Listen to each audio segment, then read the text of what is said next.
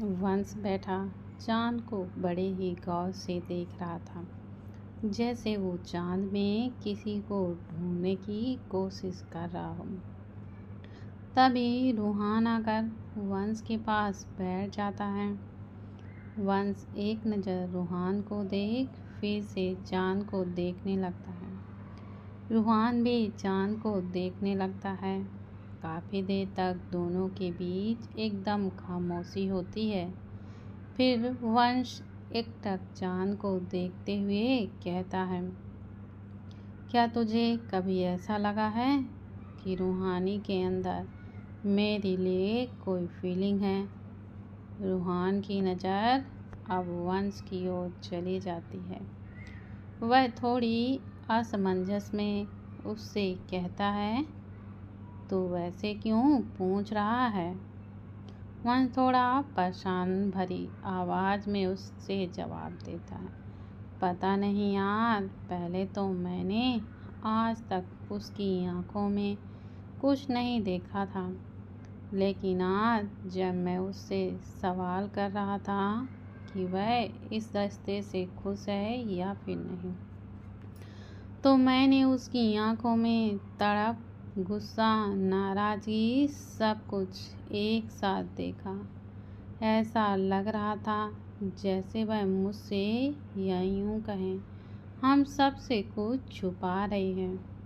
रूहान वंश की बातों को बहुत ही ज़्यादा ध्यान से सुन रहा था।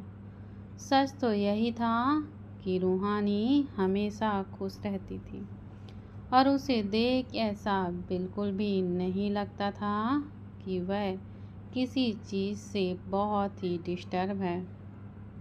वह सब रूहान को देखकर कहता है, हमारे बीच बचपन से हमेशा बस बहस होती रहती थी, लेकिन जब से सिया मेरे करीब आई तब से रूहानी मुझसे दूर हो गई। इस बात का रियलाइज़ मुझे आज हुआ।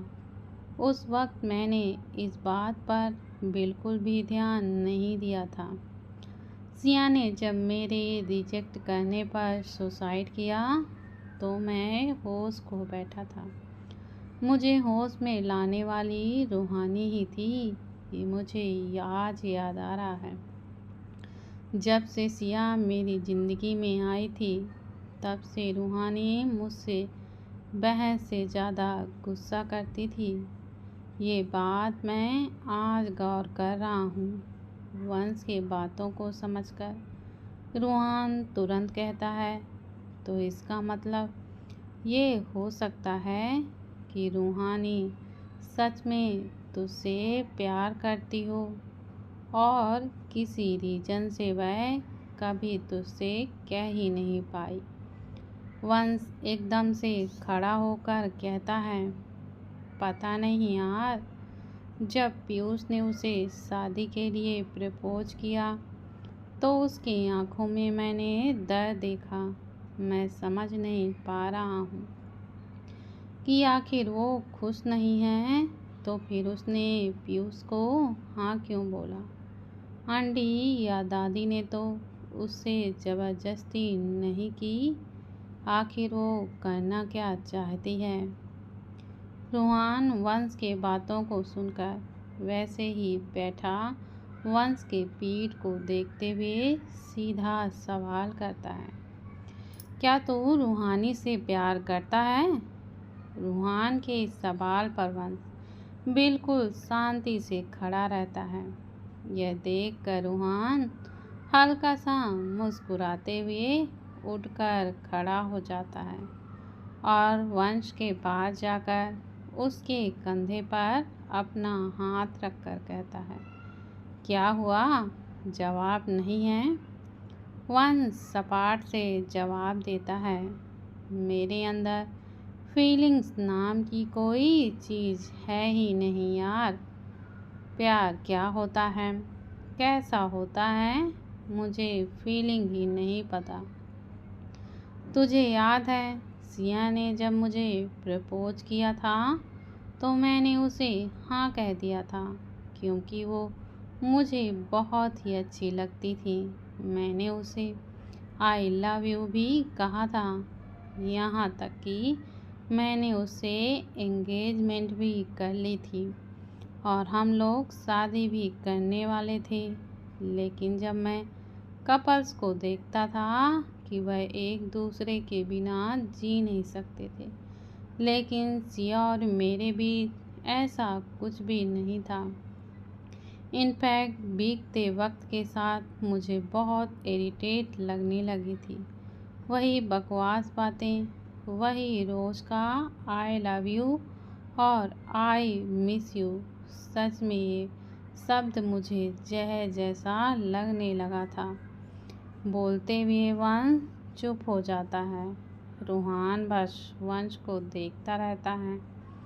वंश रूहान की तरफ मुड़कर उसे देखते हुए, मैं मानता हूँ मैं रूहानी को बहुत मिस करता हूँ।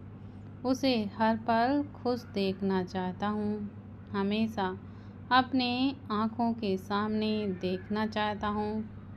और एक अजीब सी फीलिंग मैंने आज महसूस की है कि मैं उसे किसी और के साथ बिल्कुल भी नहीं देख सकता। बोलते हुए वंश एकदम से रुक जाता है। उसके चेहरे पर एक अजीब सा दर्द उभरने लगता है। अगले पल वह फिर से कहता है, मैं उसे किसी और का होता हुआ नहीं देख सकता। लेकिन सबसे बड़ा सवाल ये है कि ये फीलिंग कब तक रहेगी? 1 साल, 2 साल या फिर 5 साल के लिए? फिर अगर ये फीलिंग ख़त्म हो गई तो? इसलिए मैं कह रहा हूँ मैं सही नहीं हूँ उसके लिए।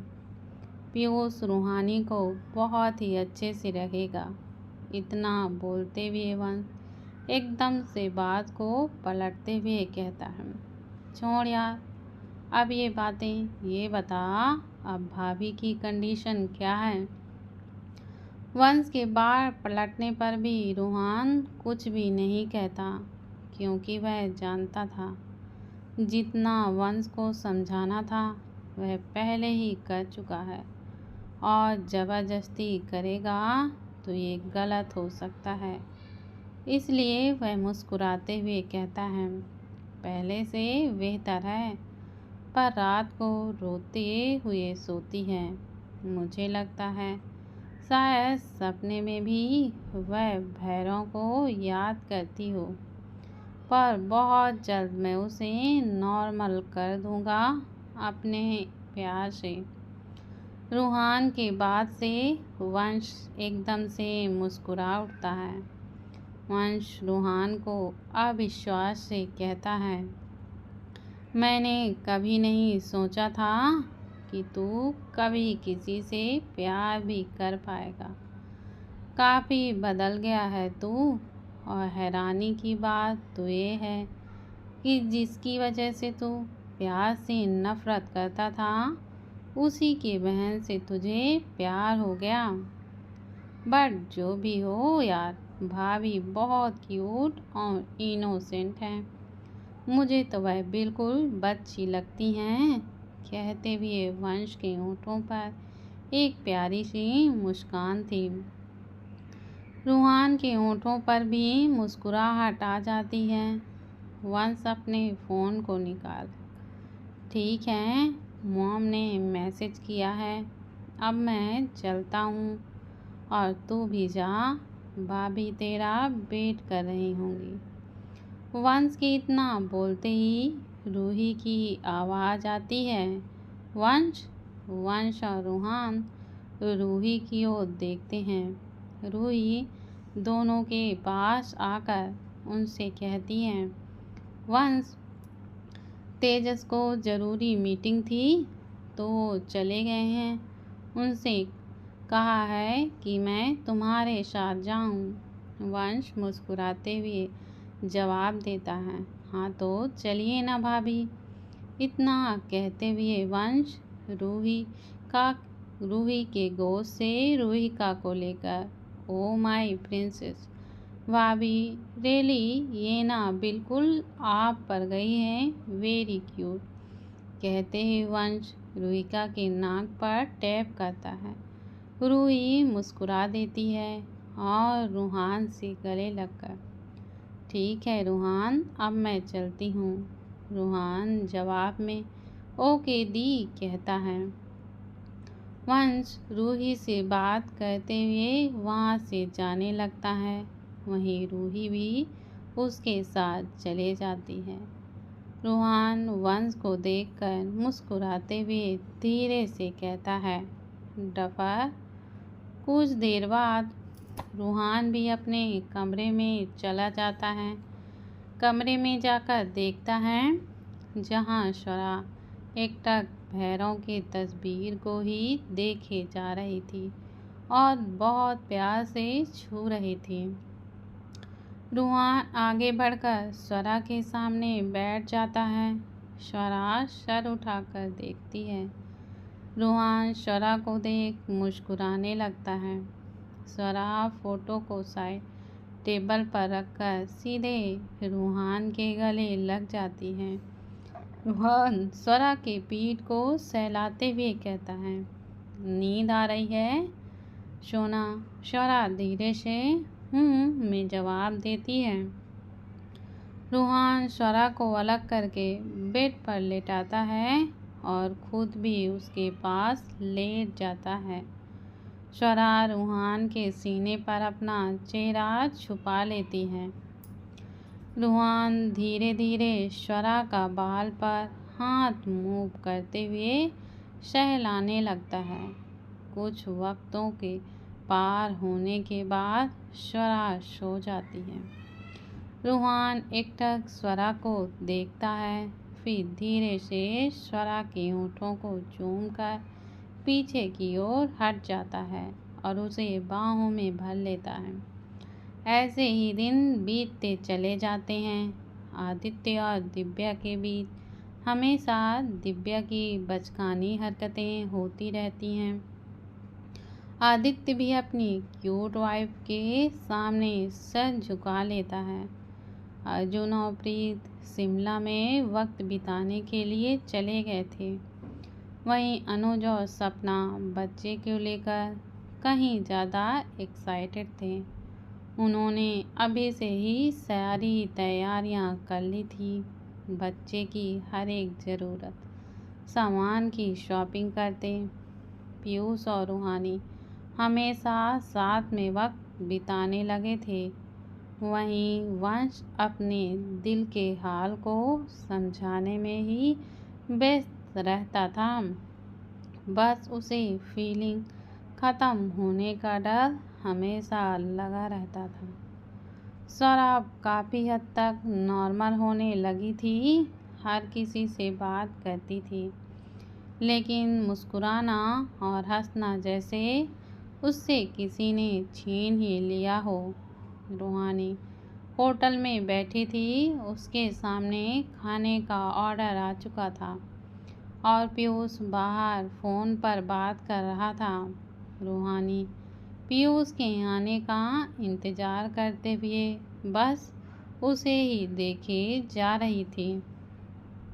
कुछ देर में पीयूष कॉल करके वापस आता है, फिर अपने कान को पकड़कर कहता है, ओह आई एम सॉरी हनी, कुछ ज़्यादा ही वेट करवा दिया। रूहानी मुस्कुराते हुए जवाब देती है, कोई बात नहीं, वैसे भी इतने काम होने के बावजूद आप मेरे लिए इतना वक्त निकालते हैं। पीयूष फ़ोन को अपना स्विच ऑफ करके अपने पॉकेट में रखकर रूहानी के सामने बैठकर कहता है, मैं तो आपके लिए ये जहाँ भी छोड़ दूँ। ऑफिस का काम तो छोटी सी बात है। वैसे मैं तो सोच रहा था शादी की शॉपिंग हम अभी से ही स्टार्ट कर लेते हैं। वैसे भी ज़्यादा वक्त नहीं है हमारे पास। इतना बोलते हुए पीयूष रूहानी को खाने का इशारा करता है। रूहानी खाते हुए पीयूष को एकटक देखने लगती है। अचानक ही पीयूष रूहानी को देखता है तो रूहानी उससे अपनी नज़रें हटाती है और खाने लगती है। पीयूष रूहानी को ऐसा करता देख सवाल करता है, क्या हुआ? आप मुझे इस तरह से क्यों देख रही हैं? रूहानी खाते हुए ही कहती है, मैं ना ये सोच रही थी कि अगर मैंने बीच में आपको शादी करने के लिए मना कर दिया तो। यह सुनते ही पीयूष के खाते हुए हाथ रुक जाते हैं। रूहानी भी यह देख लेती है। कुछ वक्त बाद पीयूष अपने हाथों को टिश्यू पेपर से पोंछ कर कहता है, ये तो आपकी मर्जी है, आप मेरे साथ ज़िंदगी बिताना चाहते हैं या फिर नहीं। पर एक बात हमेशा याद रखिएगा, अगर मेरे ज़िंदगी में आप नहीं तो कोई नहीं। अगर आप मुझसे शादी करने के लिए इनकार करेंगी तो ज़िंदगी भर हम शादी नहीं करेंगे। हम आपकी जगह किसी को भी नहीं देंगे। अब रूहानी बस एकटक उसे ही देखने लगती है। तभी अचानक से ही पीयूष उठकर कहता है, मुझे ना बहुत इम्पोर्टेंट मीटिंग याद आ गई है, मैं चलता हूँ। मेरा ड्राइवर आपको घर पहुँचा देगा। पीयूष जाने लगता है कि रूहानी एकदम से उसका हाथ पकड़ लेती है। पीयूष के बढ़ते कदम रुक जाते हैं। रूहानी पीयूष के पीठ को देखते हुए कहती है, आपको बुरा लगा? इस पर पीयूष कोई भी जवाब नहीं देता। रूहानी चम्मच को साइड में रखकर पीयूष के सामने खड़ी हो जाती है और उसके हाथ को अपने दोनों हाथ से थामकर उसकी आंखों में देखते हुए कहती है, हमारा आपसे वादा है, हम आपको बिल्कुल भी इनकार नहीं करेंगे, हम आपसे ही शादी करेंगे। इतना बोलते ही रूहानी पीयूष के गले लग जाती है।